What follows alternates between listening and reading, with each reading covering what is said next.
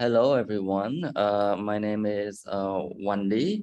I am the design strategist at IDE Innovation Lab, and thank you for joining Creative Builders 30 at the 46th. Yeah, can't believe that it's almost 30 or 50s. Creative Build is a monthly event focused on innovation and, as its name implies, about creativity. So each month we invite a brilliant speaker to guide us through the projects that they have developed with the intention to spark our creativity and innovation inside IDE globally and also other organizations as well. And today I am pleased to introduce Mrs.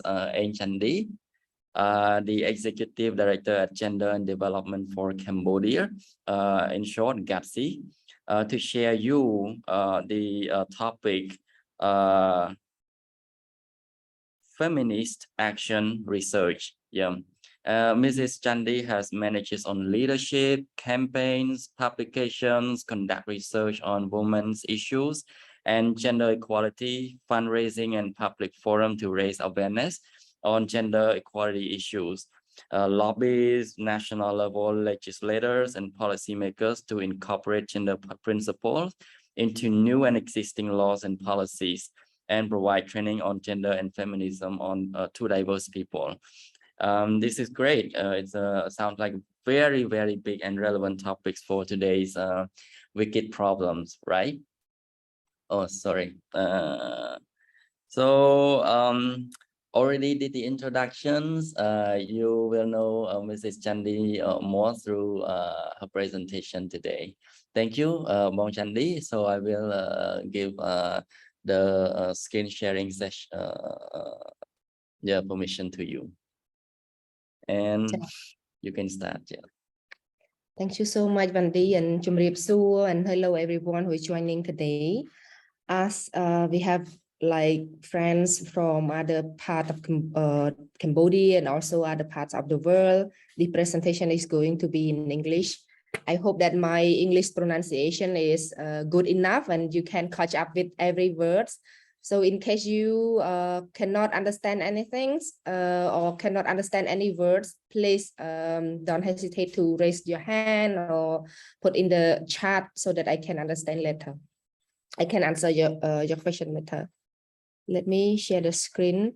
I will be off my video so that the internet connection is good enough. Can you see the screen? If you can see, can you give me the thumb? Great. Okay, so the topic today is feminist and research, but I'm not going to explore the word what feminist mean and what research mean. But let's see from my own experience on applying feminist lens and into the research. So these are a few questions I would like to ask you. What comes into your mind when you hear the word feminist? Is feminist the one who make troubles? Is feminist is the one who against religious, who always hate family, hate children, or feminist is the one who just want equality and work against the ideologies that is not for justice and equality for everyone? So this is, please let me know in the comments what comes into your mind when you heard the word feminist.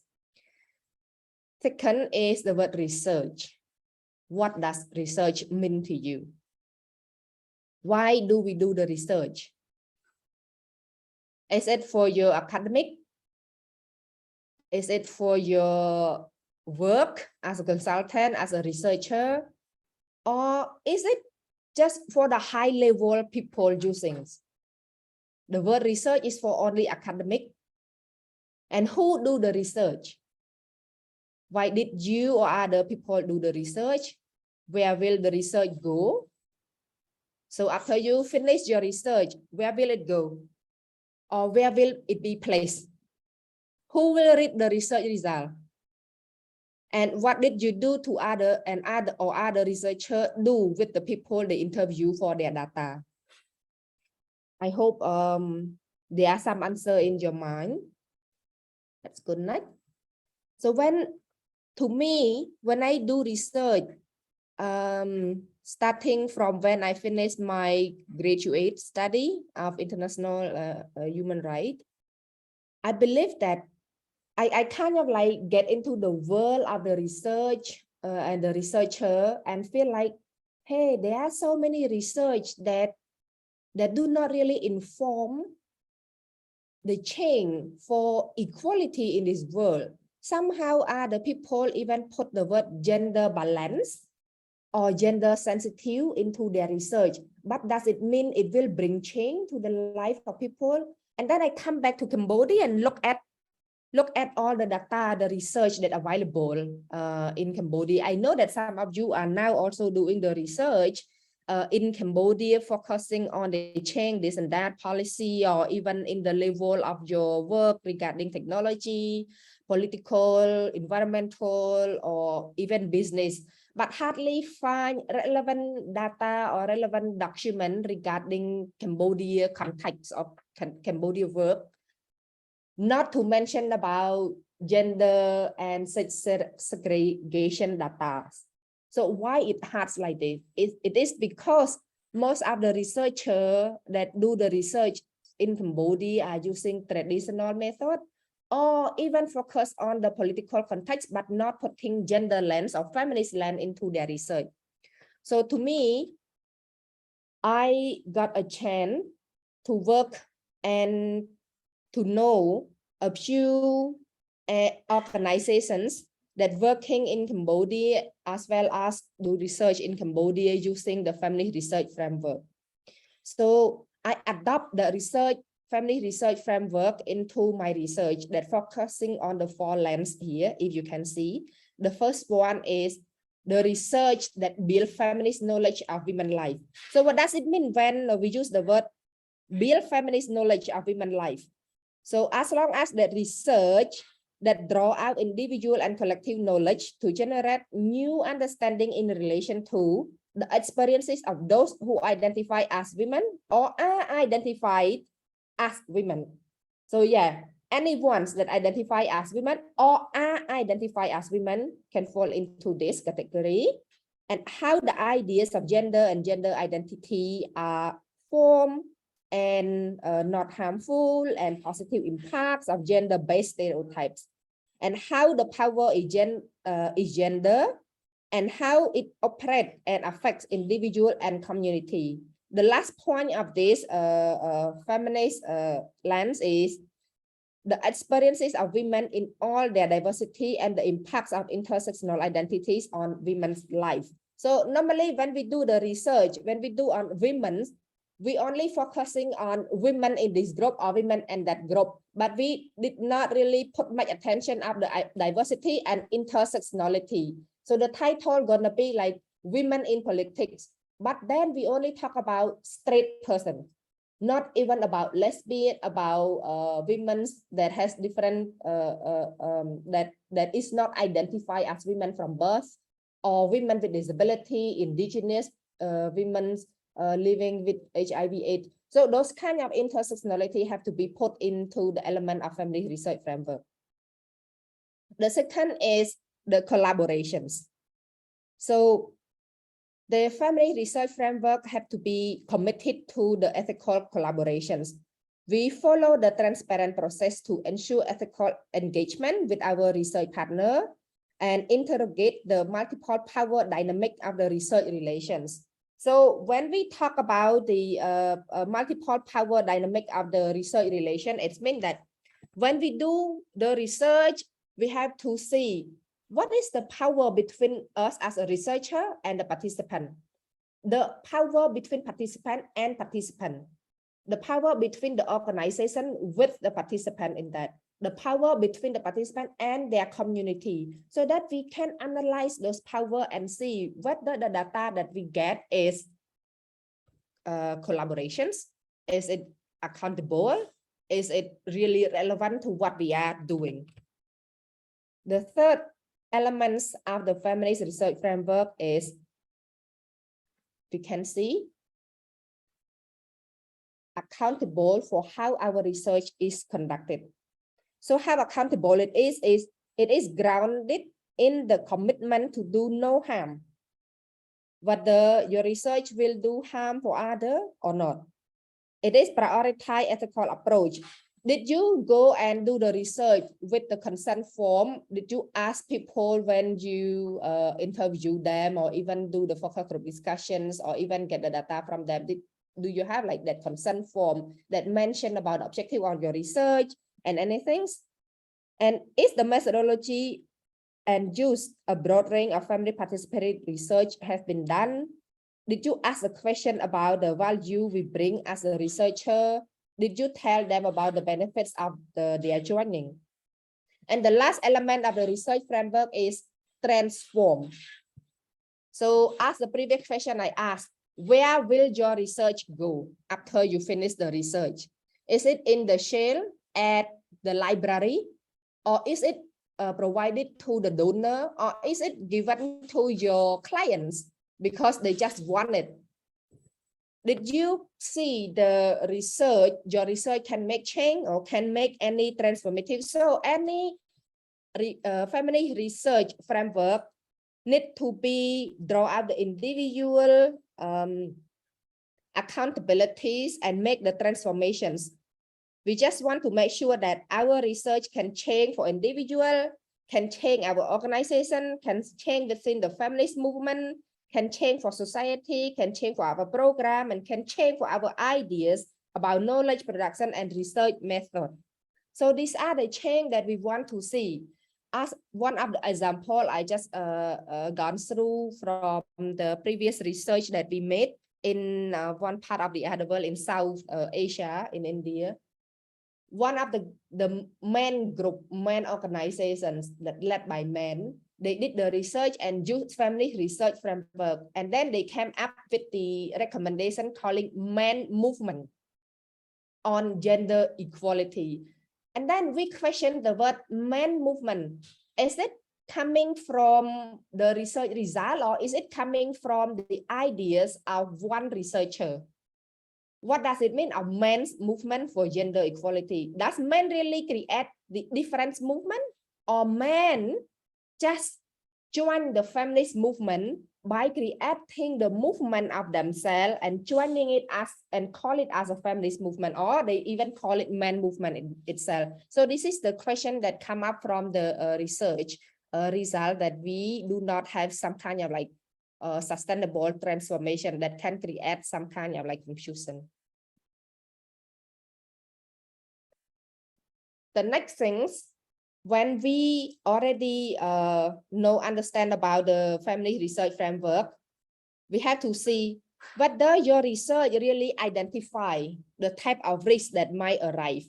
I know that a lot of researchers, when they do the research, they always do the risk analysis, or even if you do the research with people, you always like apply for the ethical research to the committee saying about risk, this and that.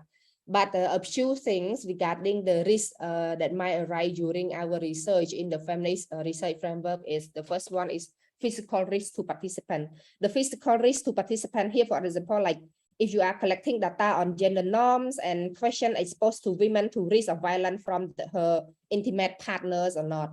For example, like if you go to talk about domestic violence in that family and you ask women as the victim of the domestic violence, will later on she is be a victim of her intimate partner later after you finish the research. So this kind of thing can be the physical risk to participant. The second is psychological distress to participant, that due to the question that will be asked, for example, like if you are collecting data on women experience of sexual assault or racist attack, or some kind of like economics empowerment, this and that. So if the questions you ask, like for example, like regarding the rape victim saying, how did you got raped? So those kind of questions can make people and the victims or the participant of your research feel so distressed.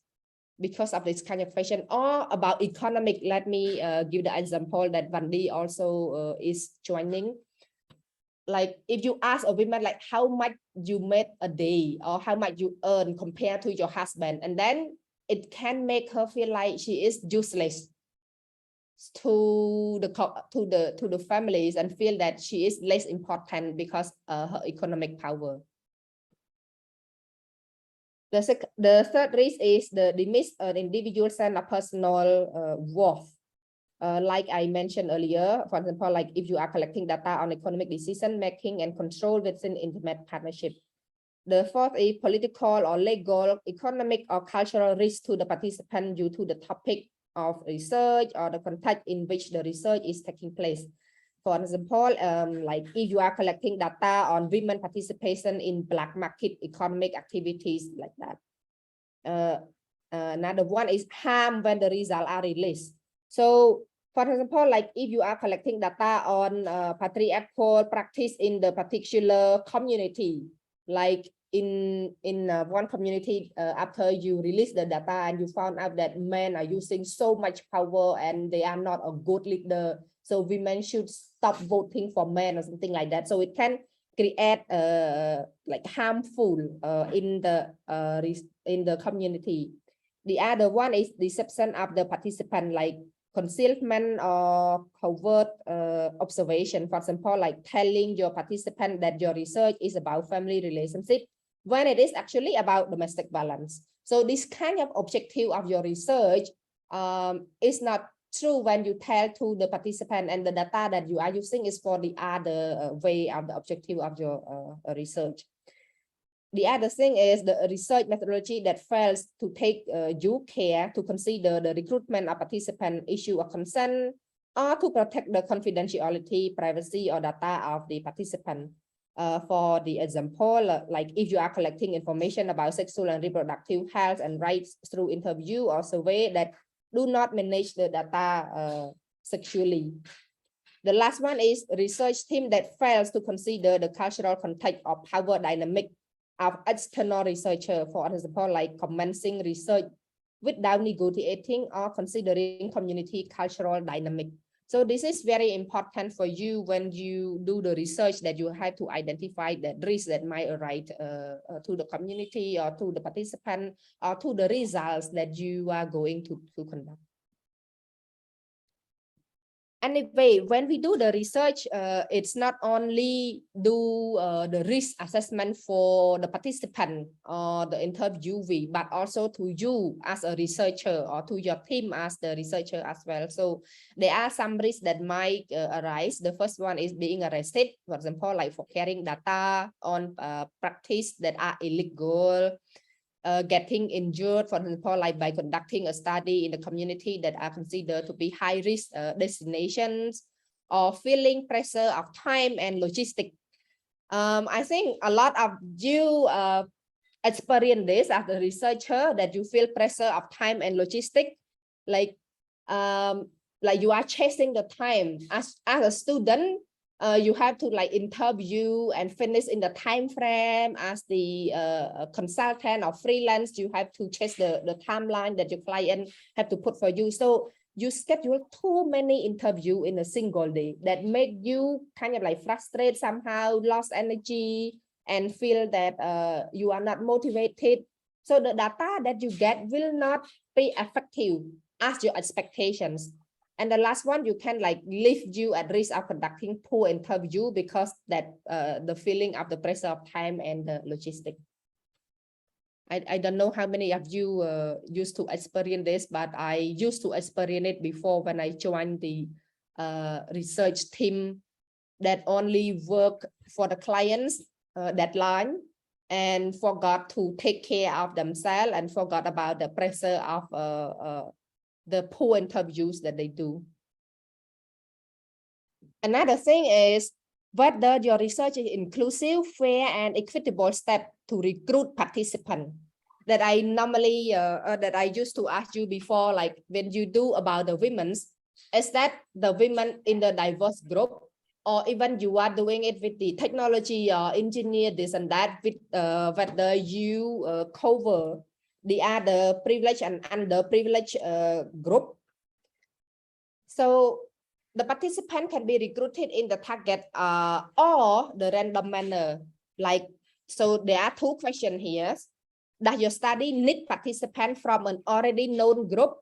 If you know that the participant from the already known group, so it means you recruited from the targeted one.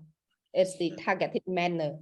And then the second question is, does your study need participants that can represent a wider population group? So it's like, it's in the random manner. And you will need to pay attention to which group are missing.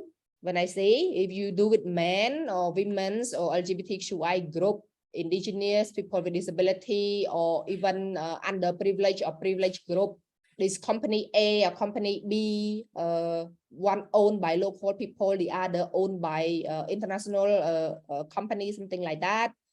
B is access why these groups are not being reached. So you can put it in the limitations. A lot of researchers did not really realize that that they cannot access to this group or that kind of group. It's not called excluding, but they do not put it into the limitations. And the other question is develop strategy to include them. So if you feel that they are not included or their voice is not in the research that you put, you should develop the strategy to include them.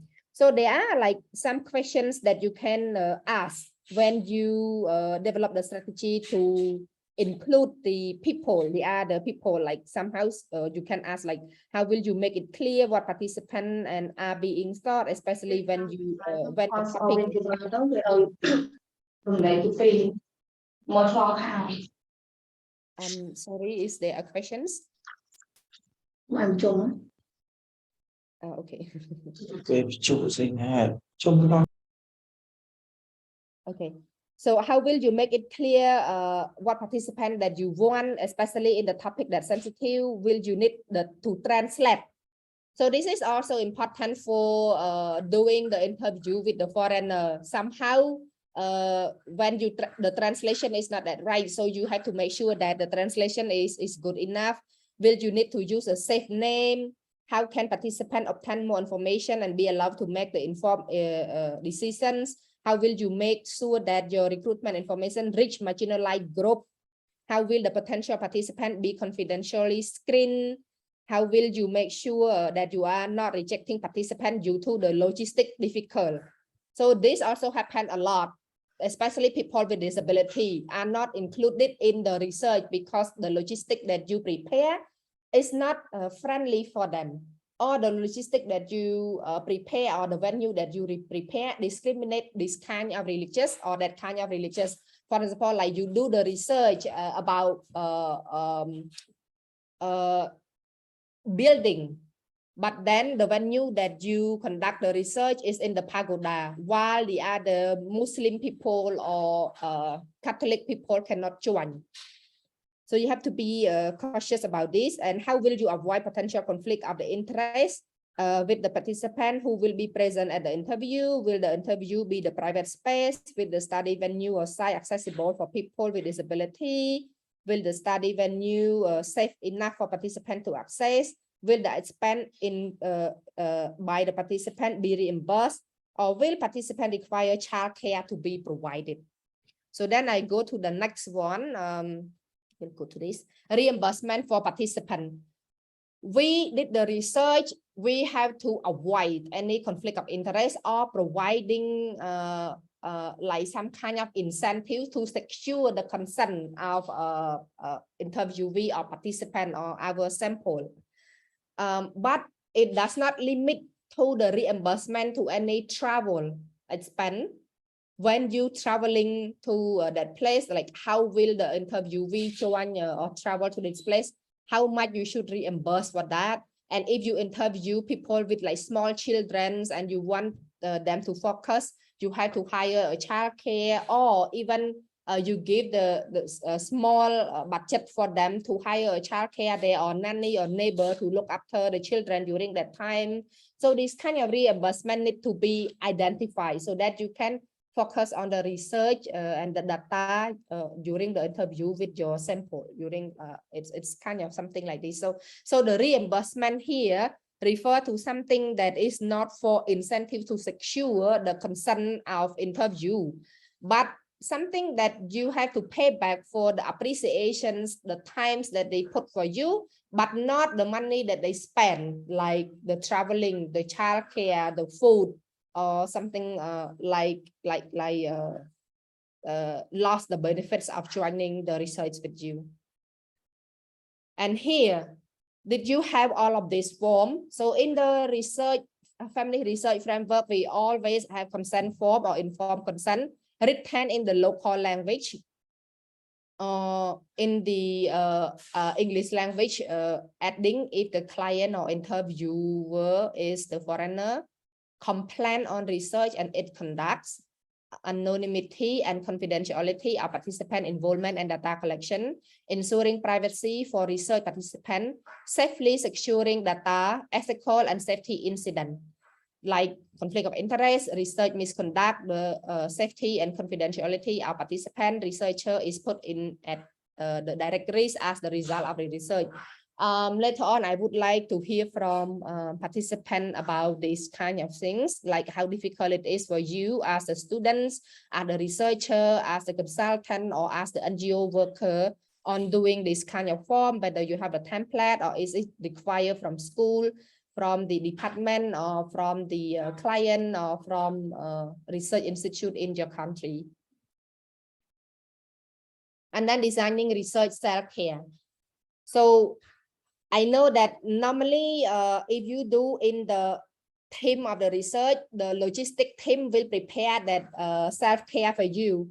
But for those who are doing independent research, like alone or with just only the other persons, normally you do not have it. So please consider a few points regarding researcher self-care here, like limit the number of interviews conducted in one day, factor the rest day into the research plan, put in place debriefing plans for researcher, make sure that sufficient field researchers are recruited, and this ensure that if the researcher decide to withdraw from the project, their decision can be accounted for and supported.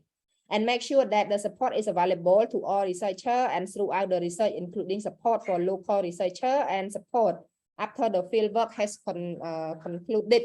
So this kind of thing is not selfish, but it's to make sure that you are safe, you are good, you are motivated to do the research, and your team is accountable and also supported you, as well as your advisor are also the backup and support and know where you are and your self-care. And I know that your advisor or your client or your company would be so happy to hear about the self-care that you would design for the researcher and for the team and for yourself. Data analysis and finding formulation. So normally the research, family research framework, we do it in different way. But one of the key principle here is doing as a team. So you can ask me like, what will I do if I do the research alone for my graduate study or for my PhD? How can I do it as a team? While the people in the consulting firm or in the research team or NGO, they have like the team to identify how to do data analysis and also finding formulation. One of the methodology called Feminist Participatory Action Research, or FPA, they do the research by recruiting people in the community because they believe that all the research should be done by the community people because at the end of the day, the community people will be the one to use that research that affect and inform change in their life. So the community people will join with the researcher, designing the research, designing questions and everything methodology until conducting the data and analyze the data and also finding formulation and at the end doing the advocacy. So feminist research also do validate the findings. Anything that coming from our findings somehow contrast with what is already existing or what might already existing in the school or at the community that we work with. So we have to validate that finding. And the last point is research into actions. We do not want our research that put on the shelf or to the client alone or just to finish our degree. But we want our research come into the actions with the 3 elements: dissemination plan, research finding, or advocacy action plan that can contribute to transformative change. When we heard the word transformative change, it means it's sustainable. So as your starting point, consider the change you are wanting to the research to contribute to in the one or multiple level. It's change for individual, or it change with the feminist movement, or it change for society, or it change to our program, project, and partner relationship, or it change to our ideas about knowledge, product, and research method. So you can discuss with the team, discuss with your advisor, whether it can contribute to the transformative change with my research, whether it's about politics, about economic, about technology, or about legal or other spaces and cultural. To me, when people ask like, why should I use feminist research framework? So when I talk about feminist research framework, I talk about the 4 elements earlier, but the other part like feminist action research, feminist participatory action research, those kind of methodology also conclude into these 3 points, because it's challenging and finding opportunity for non-traditional research method. It seeks to challenge the power dynamic of research relation. And it also informs women experience that explore the gender manifestation of power, both in the topic for research and the way in which the research is conducted. And it's also interrogate an operation of the gender norms, that it's not only inform gender sensitive research, but also feminist lens research. And the last point that I also would like to remind everyone, when we do the research and when we recruit our target group or random in the random manner or targeted manner, we do the research with women and for women, but not on women. Thank you so much. This is the end of my presentation, and it's 30 minutes. I hope I keep up with time, Vandi. Yes, of course, Bong. Thank you very much. I call Bong Chandy in Khmer. Bong means sister. So in case you're curious, thank you very much, everyone. Now it's a meaningful last 30 minutes for interactions, questions, and also if you have any comments, please feel free. We got questions from G1. I'm curious whether there are any tips in balancing between making sure the participants fully understand the consent form versus creating pressure for them opening up or participating in the discussion based on your own experience if possible. And we have the second question, but maybe you can go with this one first, Mom. Thank you. Thank you so much, Vandi and G1.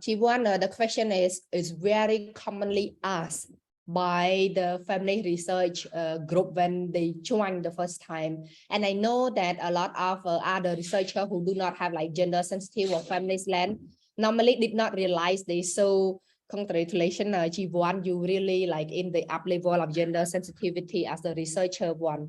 With the questions, I'm really happy. So how can we make sure that participants fully understand the consent from creating pressure for them opening up for participating in the discussions? I would not answer it immediately, but I would really love to hear from the other researcher here in the group.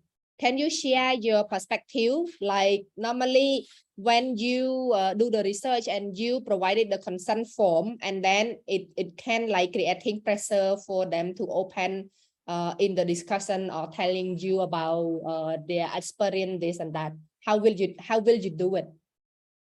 Especially, I believe that especially are the people who do not know how to read and write. Can someone share the ideas? How will you cope?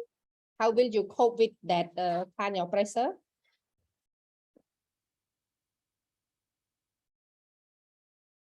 Vandi, would you like to share on the last time you share a very great tip? Yes, let me wrap up myself. I think from my experience as a researcher, I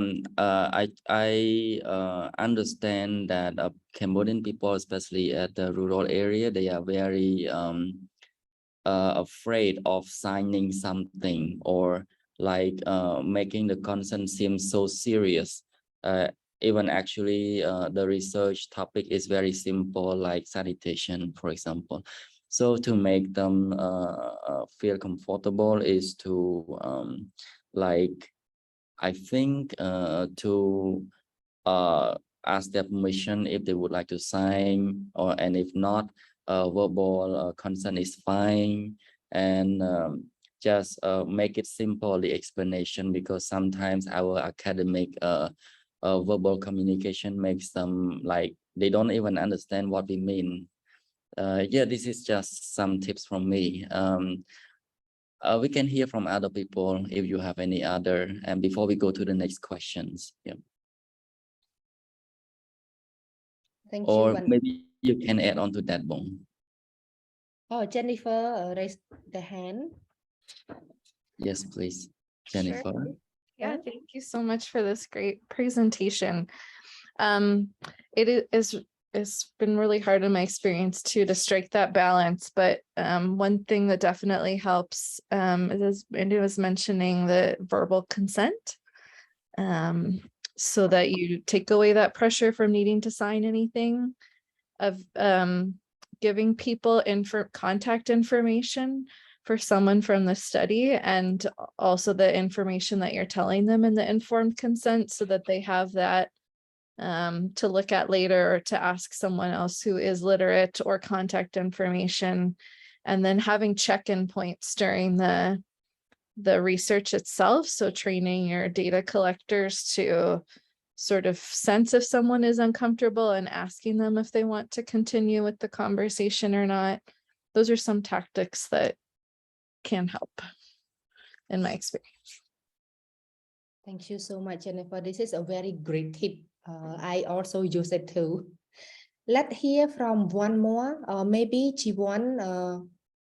We would like to hear from you. I know that you asked this question, but somehow maybe you gone through this yourself, like as the interviewer or as the interviewee. So can you share us some kind of like situations during that kind of feelings? Sure. Well, thank you for presentation, and everyone for answering.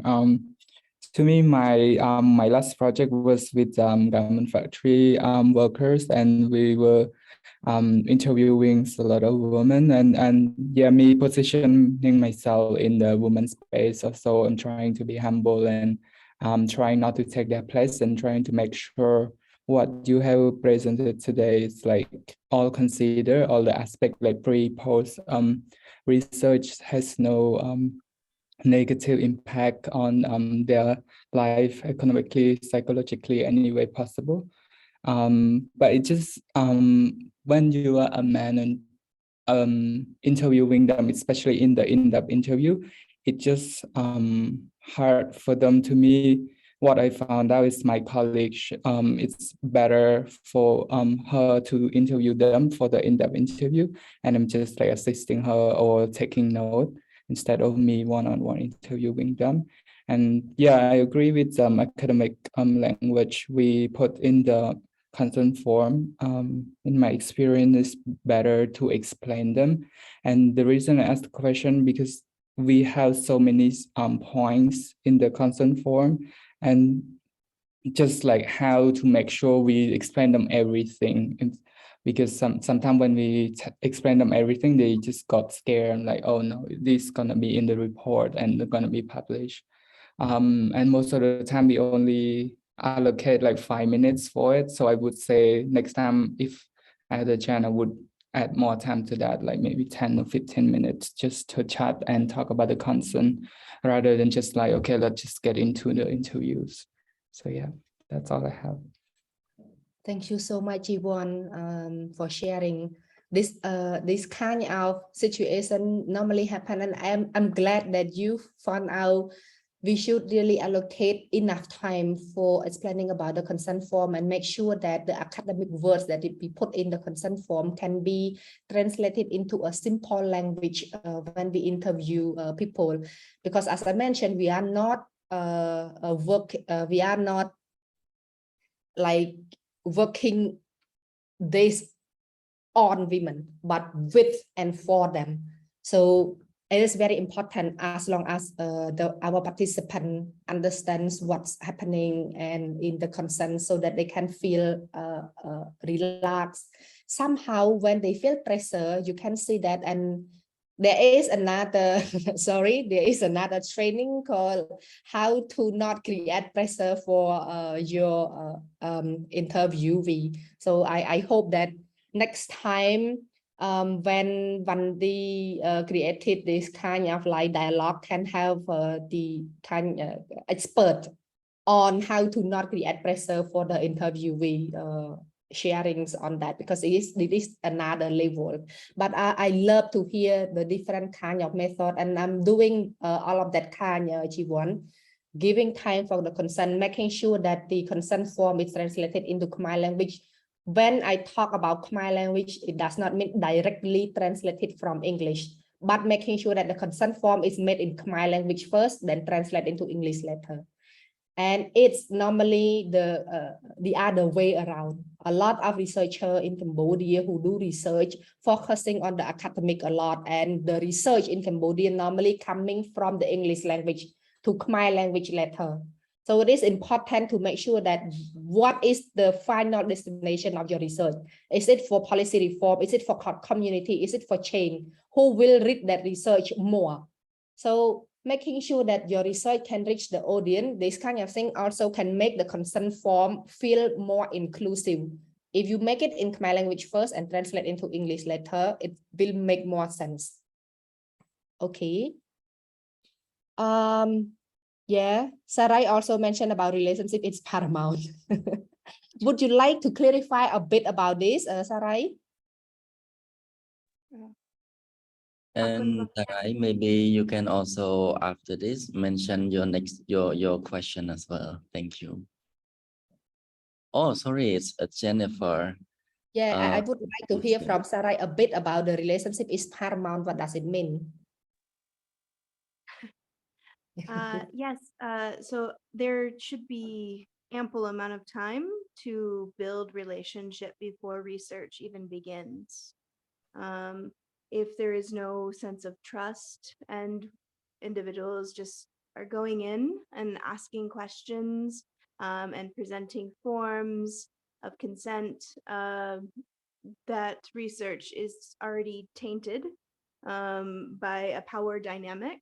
If there is no relationship as the foundation moving forward in that. And so there should be time committed to that community, devoted in partnership before any research can be done, and the community has to agree upon that research. My personal opinion is research is secondary to community. Yeah. Yes, thank you. I would like to add one point as well. Like recently, I realized that people ask a lot of questions. What is our purpose? Like even in the middle and at the end of the interview. So it's also good to like remind them of our purpose in the beginning, in the middle, and at the end of the interview. Yeah. Yeah. Thank you so much, Sarai, for adding this, and also Vandi. Relationship is the must for the interviewer and interviewee, and it's go to the question that Jennifer asked, like what are some ways that we can train data collector to address power dynamic when interacting with respondents?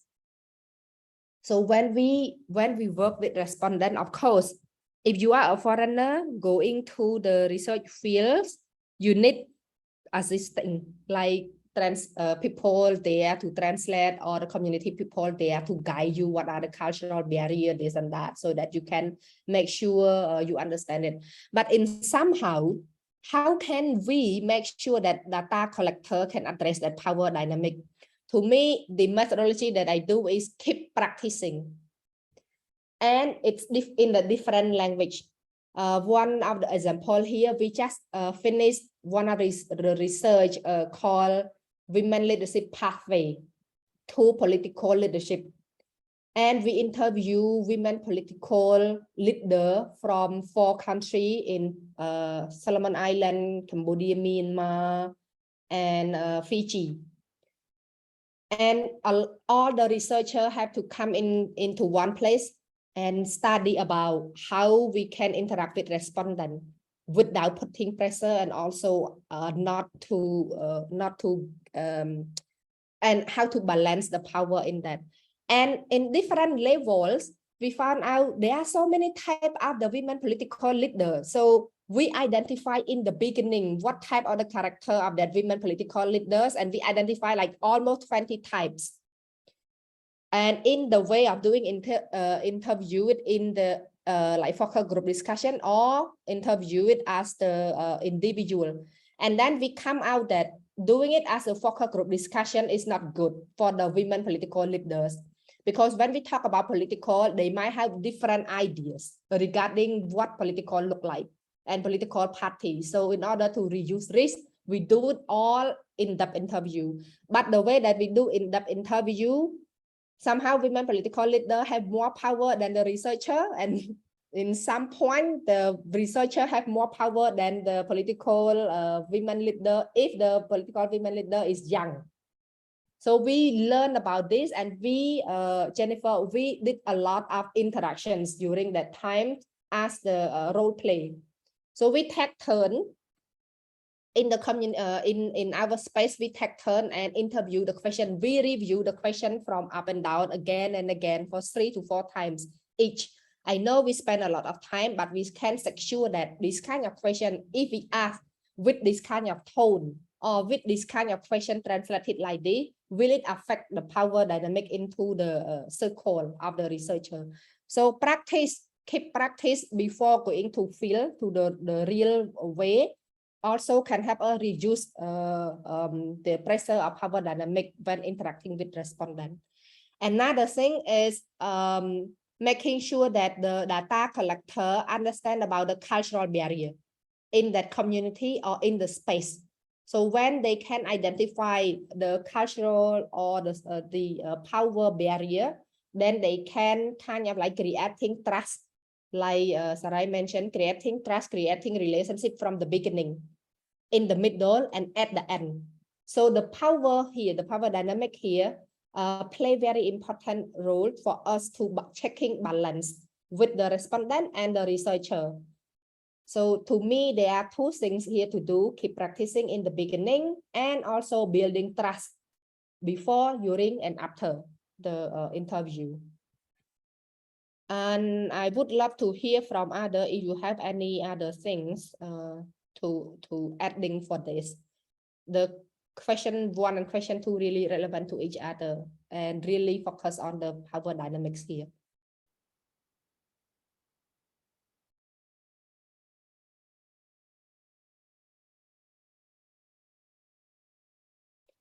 Bolip mentioned something here, saying like other method, we also can include the focal people that they trust, or local authority who can deliver the message to them first before we conduct the interview.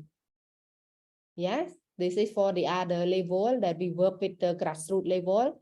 That's why when the feminists do the research, who adopt the feminist participatory action research, they normally recruit community people to do the data collections and design the research, as well as to analyze the research with each other.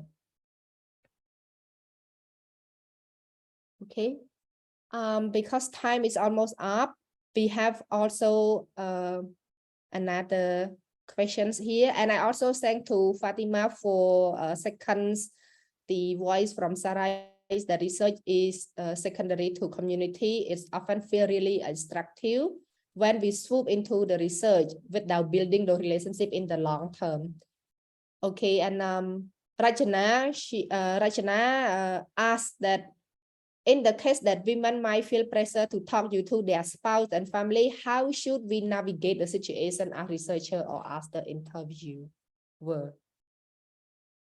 This also mentioned in the risk assessment before doing the research. But I would really love to hear from the people here in the community who work at the grassroots level when they do the interview or interact with the women's as the victim of domestic violence or the like potential victims of domestic violence, how should we navigate the situations as a researcher, not to give pressure for the spouse and the family? Or even before we going to answer, Rajana, can you elaborate the question a little bit more on?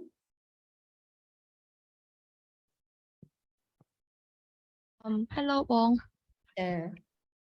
So my question is quite simple. Like I just want to, in some cases, like even consents, like for women to participate in the study, it has to be, you know, with permission from their family or their spouse regarding some sensitive topic like you mentioned.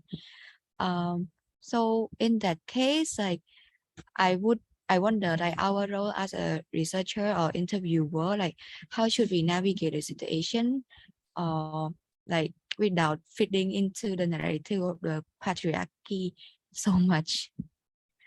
Do I make sense? Yeah, so it means that you used to do the research that when you ask participant to join, the participant have to ask permission or ask consent from their family's member or even their husband. Is that the situation? Yes, Bong. Yes. Oh, okay. Wow, that's that's another level. I normally saw it with the institutions, not with the spouse, or as when we interview children, so that their guidance or their parents can sign the consent form. But for the people here, it means that they ask permission from their husband.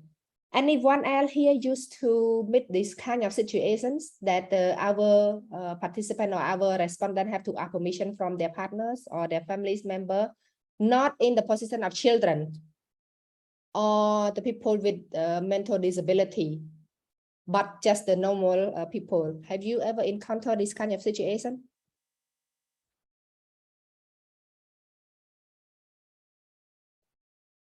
No one? Sarah, it's very nice seeing your name here. Hello, Bong. Thank you for the presentation. And it's an excellent question, but for me, I've never encountered this specific case either.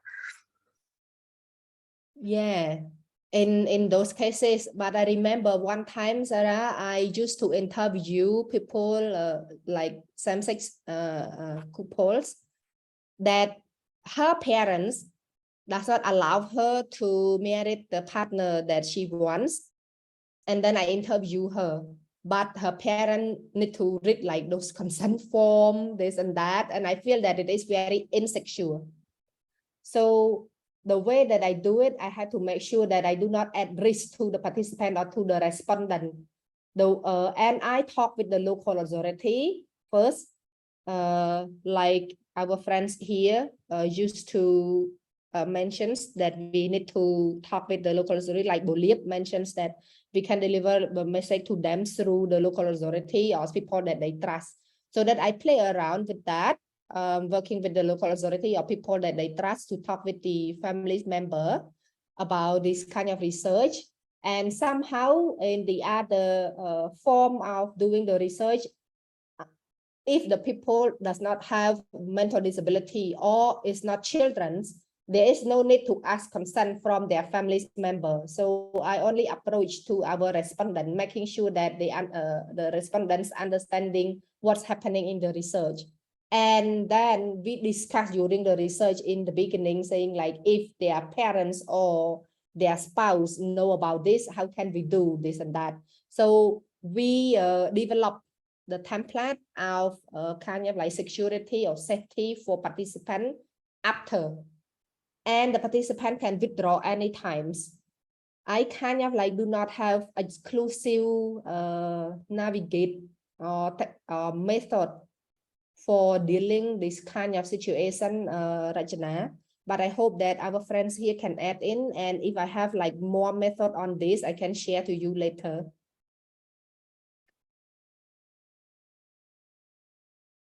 Thank you.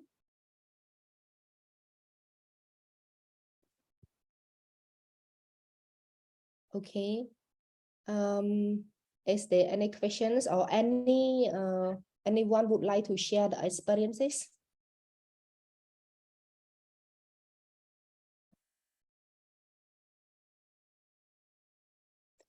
Oh, another things, that also a good method for people at school.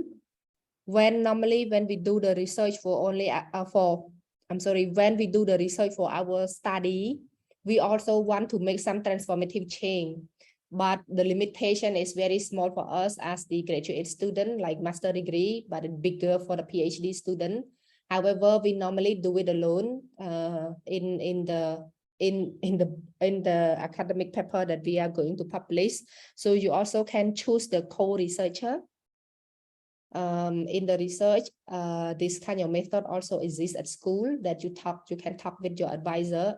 Like if you are studying in outside of Cambodia and you want to do the research in Cambodia or other country, but it's not located in the country that you study, you can ask the co-researcher and work it as a family research framework, that everything that you decide or sample that you chose or people or the question that you design or analysis can be happening with the co-researcher, like the local people in the community or in the organization or NGO or even the private sector here in Cambodia that you can work with.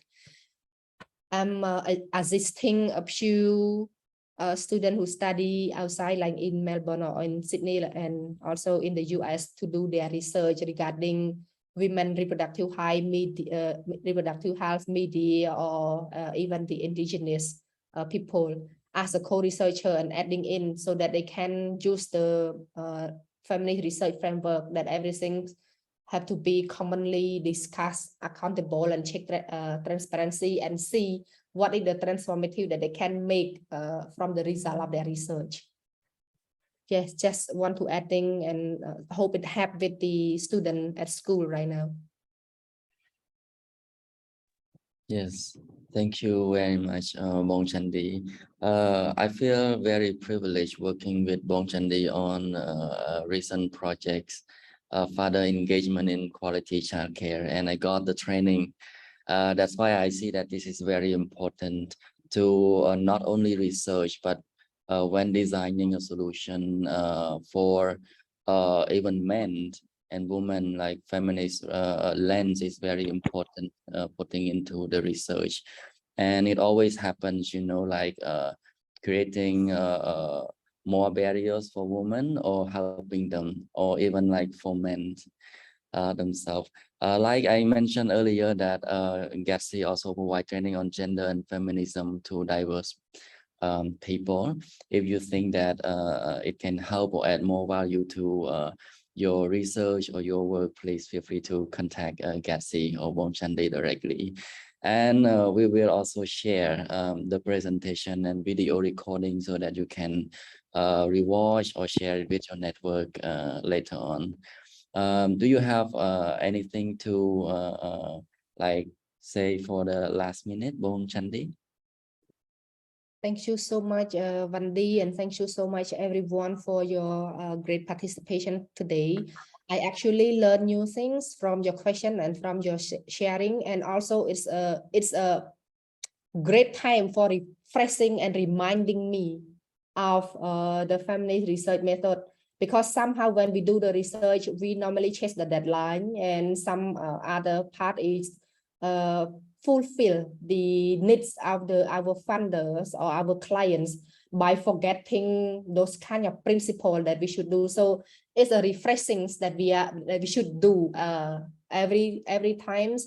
And again, I would like to remind us that when we do the research, we hope that our research can make some transformative change. And if you do it in the other country rather than using the English language, try to make sure that your research can be reached to the respondent letter.